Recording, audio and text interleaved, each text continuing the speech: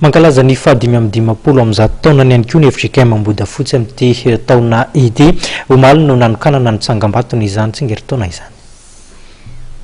Tamin'ny fomba manetsiketsika ny nanokanana ny hiriana ho tsangam-batony fankalazana ny jobily fahadimy amby dimampolo am'zato taona ny Fjkm Ambodiafotsy martiora ny alahady lasa teo. Voromaro arak'izany ireo mpino sy zanak'ampelezan'ny fiangonana nanatrika ny fotoam-bavaka lehibe ho fanamariana izany fotoan-dehibe izany. Famarana ny fahadimy amby dimampolo zato taona ny Fjkm Ambodiafotsy martiora manamarika ny fotoana fanokanana ny riana tsangam-bato fotoan-dehibe natria ny mpitandrina lara sendrasana filohan'ny Fjkm sy ny président synodaly Tananarivo Atsimo isorana ireo mpino sy zanak'ampeleza tonga maro faranana amin'ny fiara-misakafo izao fotoana izao.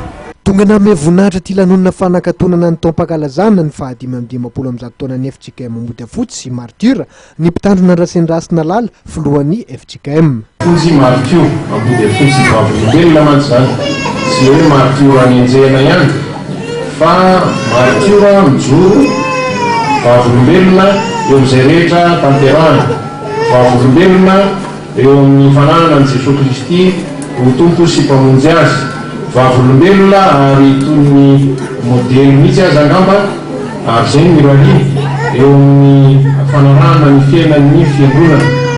Nanamarika ny fotoana ny fanolorana takela-patserovana ny fiangonana. Ampahantany Antananarivo Atsimo ary isika fitandremana eto amin'ny Fjkm Ambodiafotsy sy ny fanolorana maro-pahatserovana ihany koa ho andreo ray aman-drenin'ny fiangonana. Finonon-dreny ihany koa toko lasa toko vavy no ametrahako ny veloma ary isorako anao ihany koa nanaraka ny fampahalalam-baovao hatramin'ny farany manome fotoana anao ny tenako manaraka indray veloma tompoko.